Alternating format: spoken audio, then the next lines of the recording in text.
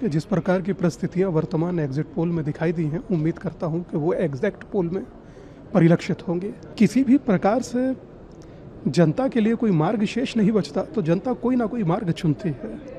तो उसने, मुझे लगता है कि इस बार मोदी है तो मुमकिन है कि विश्वास पर एक नया मार्ग चुना है। मुझे लगता है एग्जिट पोल के नतीजे तो आएंगे 4 मई को, लेकिन ये पक्की बात है उन लोगों के एग्जिट होने का टाइम आ गया है। ममता बनर्जी को भी मैं सलाह दूंगा, पहले भी उसने मिल के काम किया है, बहुत हो गया, अब वापस लौटो, आओ लौट चलें अपने घर को और फिर सनातन संस्कृति की ओर सबको साथ। और सनातन का मतलब है सबको साथ लेकर चलो। मैं समझता हूं कि जिस प्रकार की परिस्थितियां वर्तमान एग्जिट पोल में दिखाई दी हैं, उम्मीद करता हूं कि वो एग्जैक्ट पोल में परिलक्षित होंगे।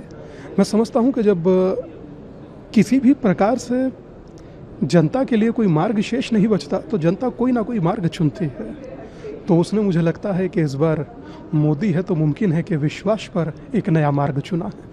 आरएसएस के कई सारे कार्यकर्ताओं को अटैक किया गया है, बीजेपी के कार्यकर्ताओं को अटैक किया गया है, कब खत्म होगा, क्या कुछ उम्मीद है? मुझे उम्मीद है एचएम सर के कहे हुए प्रति एक शब्द कि जिस समय सत्ता में बीजेपी होगी तो बराबर चीज़ें की जाएंगी और सकारात्मक चीज़ें की जाएंगी, सही दशा दी जाएंगी। और मैं करता हूं कि उम्मीद पुनः सूरज उदय होगा और कमल खिलेगा। मुझे लगता है एग्जिट पोल के नतीजे तो आएंगे 4 मई को, लेकिन ये पक्की बात है उन लोगों के एग्जिट होने का टाइम आ गया है। क्यों आ गया है? क्योंकि भारतीय संस्कृति पर, सनातन पर जब आघात पहुंचता है तो बड़ी समस्याएं आती हैं। क्योंकि सनातन है तो मानवता है, सनातन है तो विश्व शांति है, सनातन है तो शांति है, सनातन है तो कल्चर है, सनातन है तो नेचर है, सनातन है तो फ्यूचर है।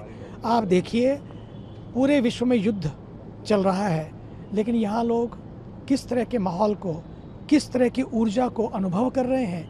कहीं लगता है कि भारत में कुछ ऐसा है, बल्कि भारत पूरे विश्व को संदेश दे रहा है, because India is not a piece of land, India is a land of peace. और उसी का संदेश तभी तक टिका रहेगा जब बंगाल जैसी धरती से वही सांस्कृतिक शंखनाद जो रविंद्रनाथ टैगोर ने, सुभाष चंद्र बोस ने, बंकिम चंद्र चटर्जी ने और रामकृष्ण परमहंस और साथ ही साथ योगानंद परमहंस और स्वामी विवेकानंद ने दिया, आज उसी का समय आया। भारत के ऊर्जावान, यशस्वी, तपस्वी प्रधानमंत्री जी के नेतृत्व में समय आ गया है। वो सनातन का सूर्य फिर प्रकाशित वहाँ से हो और पूरे विश्व को एकता का संदेश, सबको मिलने और मिलाने का संदेश, यही भारतीय संस्कृति है। मुझे लगता है ममता बनर्जी को भी मैं सलाह दूंगा, पहले भी उसने मिल के काम किया है, बहुत हो गया, अब वापस लौटो, आओ लौट चलें अपने घर को और फिर सनातन संस्कृति की ओर सबको साथ। और सनातन का मतलब है सबको साथ लेकर चलो, सबको एक देखते हुए चलो। और सनातन ही एकता का संदेश देता है। एकता की सूत्रधार अगर कोई है वो सनातन है। वो सर्व मंगल की बात करता है, सब की बात करता है। मैं तो कहता हूँ केवल भारत की नहीं बल्कि विश्व शांति की बात करता है।